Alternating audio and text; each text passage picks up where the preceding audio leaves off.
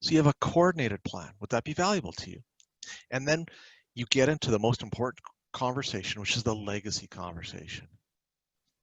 I would ask Cherian something like, Cherian, if we could put together a strategy that could leave some money to a charity or an organization, what organization or charity would you consider leaving it to? And Cherian might be giving me a name or two.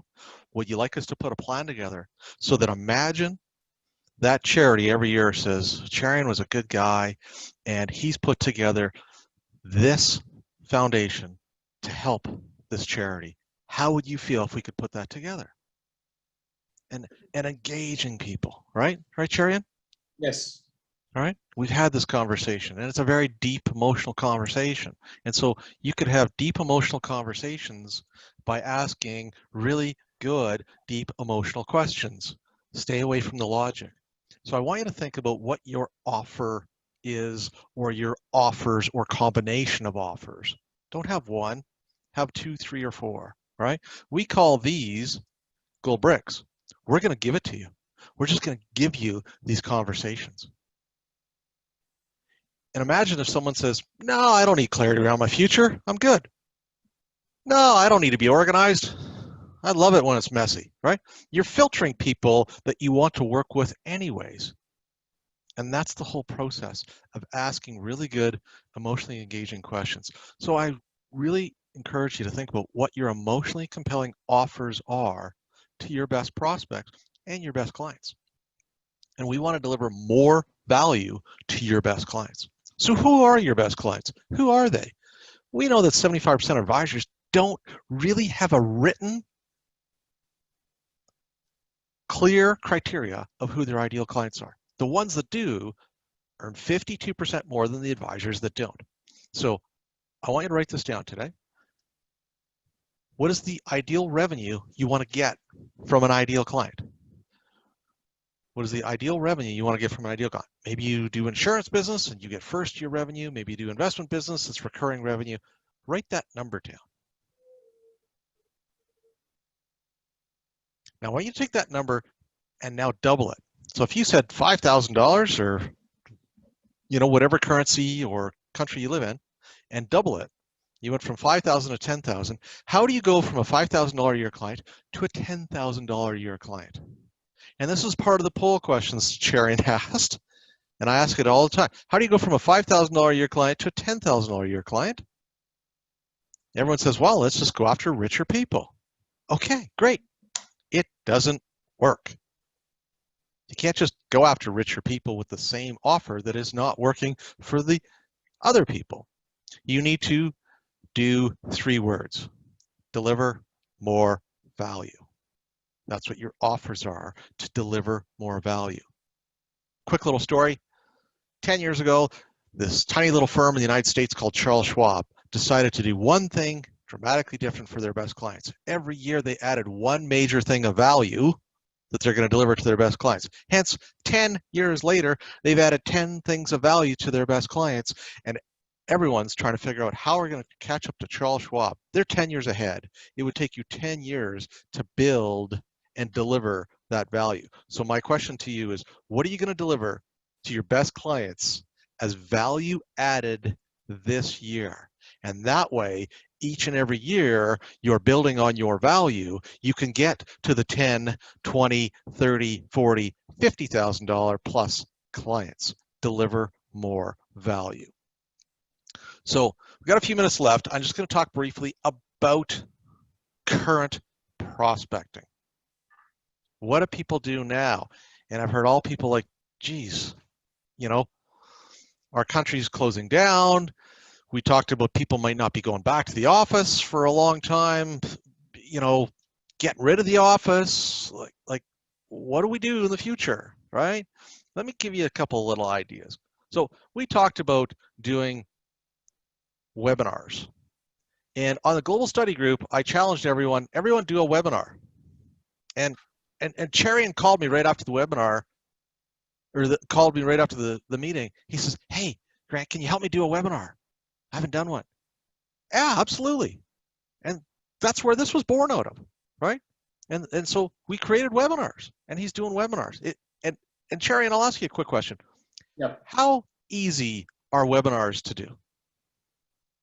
It's easy. It's very easy. Only thing, we need to know the right things to do. So doing it right is the best thing to know before hosting a webinar. That's what I was eager to know, learn how to do it, and your inspiration has brought us to this far. It is quite easy to do it. Only thing, you should start. Yeah, just get started. So webinars are easy. Doing webinars with your centers of influence, right? So you've got an accountant and a lawyer and maybe a realtor, maybe a mortgage specialist. And you ask each one of them, hey, I got an idea. Let's put together a joint webinar. I'm going to invite my top 25 clients. The lawyer said he's going to invite his top 25 clients. The accountant says she's going to invite her top 25 clients. And each one of us can do a webinar and meet 50 to 75 new people. Would you be interested? And most of the center of influence is, yeah, that's a pretty good idea. Let's try it, right? And so you cross market each other's database. And now each center of influence is now working together in tandem to introduce each other, and they're doing a webinar. So think about doing what we call a fusion marketing webinar with your center of influences. I mean, huge success. What advisors are doing that. That's where one of the advisors got over $20 million of new assets, is because he worked with accountants and lawyers that were, people were selling their business, and they did a webinar on transition for business owners, and guess what? He met those business owners. So talk to your marketing centers of influence, right? Teach people how to refer you, and talk about, you know, what I call favorable introductions. So I'm going to go back to this slide because it's really important. On a weekly basis, I help advisors get their pipeline going. So you might do articles and content, and those articles and content are, hey, join our webinar. Just like Charian was posting on LinkedIn, hey, join this webinar. Some of you might have joined through LinkedIn. Some of you might have joined through different invitations. So you get to connect with maybe one or two new people. Then you're going to talk to your clients, and we're going to ask for referrals or favorable introductions. Ask for help in this current time. Your clients will help you. Maybe you get one or two there. You work with center of influences, and maybe you get an introduction, one or two there a week. Social distancing events, right? Again, it depends on your country and where you are at, but there are activities that you may or may not be able to do. Golf. I mean, if you can, go golfing with a client and ask them to bring or invite a friend. And now you're going to meet one or two new people. One of my advisors I work with is a former tennis pro. And I say, every single time you play more tennis, you meet more people, you make more money. Go play tennis. Don't call me, go play tennis.